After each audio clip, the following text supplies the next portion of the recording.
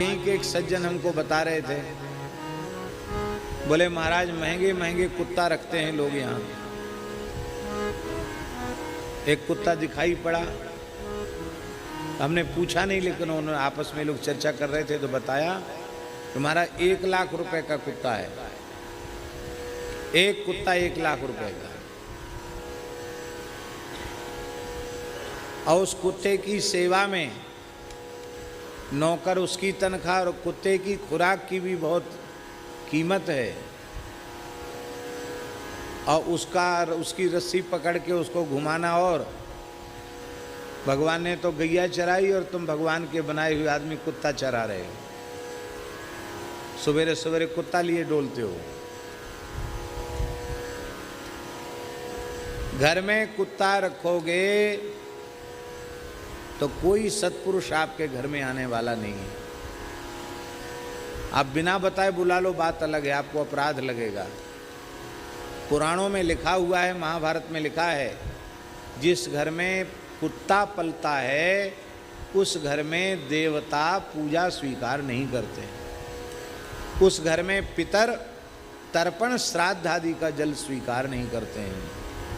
उस घर का अन्न जल इतना अशुद्ध होता है, किसी भी साधु ब्राह्मण के द्वारा भिक्षा में ग्रहण करने के योग्य नहीं होता।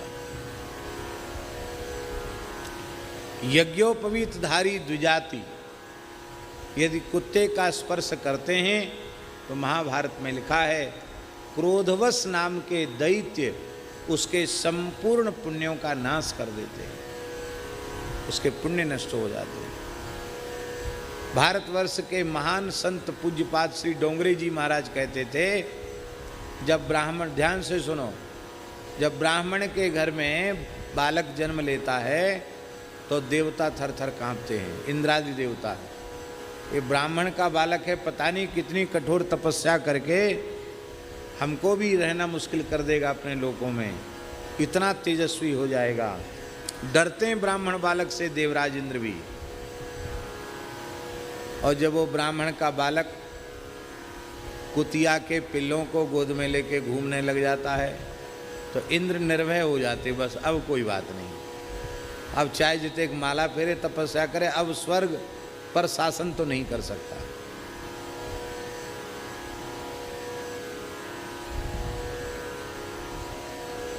कुत्ता पाले सो कुत्ता और कुत्ता मारे सो कुत्ता।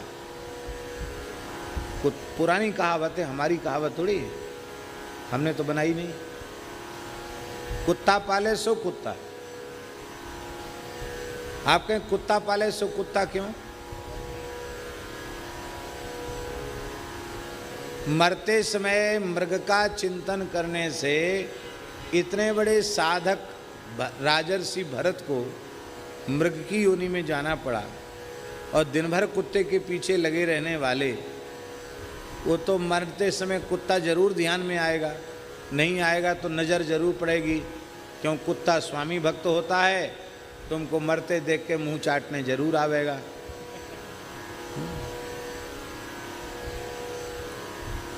तो कुत्ता पालोगे तो मरते समय कुत्ते का चिंतन होने से कुत्ता बनना पड़ेगा।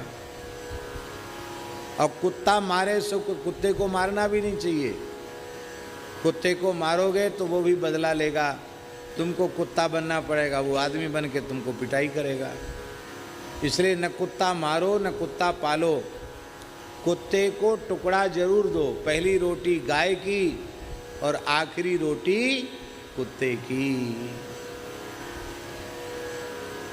माताओं से निवेदन है, खाली तवा चूल्हे से उतारा नहीं जाता है, उस पर एक रोटी रख के तब नीचे उतारते हैं। उतारते ऐसी विधि है कि नहीं? आजकल की पढ़ी लिखी माताएं नहीं जानती, खाली तवा को उतारा नहीं जाता है, उस पर एक आखिरी बचे हुए परोथिन सहित मोटी रोटी बनाई जाती है और रोटी के सहित तवा को नीचे उतारा जाता है। अकेले तवा उतारने से दोष लगता है। वो आखिरी रोटी किसके लिए? कुत्ते के लिए।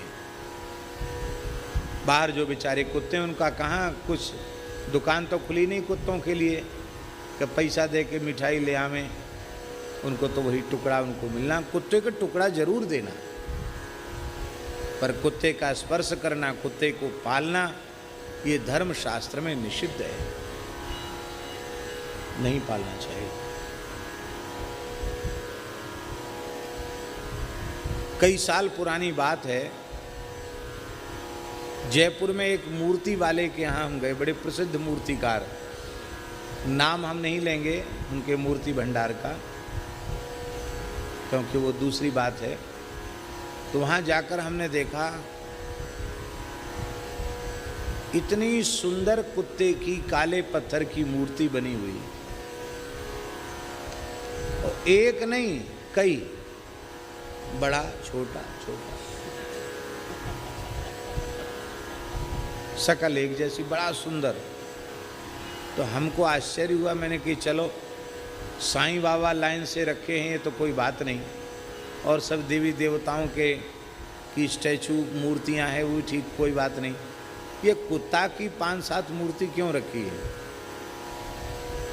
उन्होंने बताया सज्जन ने कि महाराज एक बहुत बड़े आदमी हैं, बड़ा प्रेम था उनको कुत्ते से, कुत्ता उनका कोई असाध्य बीमारी से ग्रसित होकर मर गया, तो उन्होंने कुत्ते का स्टैचू बनाया है। उनके कई जगह प्रतिष्ठान हैं, तो सब जगह बड़ी छोटी जैसी भी होगी, सब जगह कुत्ते की मूर्ति विराजमान करेंगे, उसके लिए उन्होंने बनाया। हम तो मूर्तिकार हैं, हमसे चाहे भगवान की मूर्ति बनवा लो, और चाहे कुत्ता की मूर्ति बनवा लो, चाहे गधा की मूर्ति बनवा लो, हमको तो मजदूरी चाहिए, हमको इससे कोई लेना देना नहीं। तो मैंने देखा कि धन्य है भारतवर्ष, जहाँ इतनी श्रद्धा लोगों की है, वाह धन्य है। आपको हमारी बात पर विश्वास न हो तो महाभारत का स्वर्गारोहण पर्व पढ़ लेना, उसमें कितना निषेध कुत्ते के बारे में बताया गया।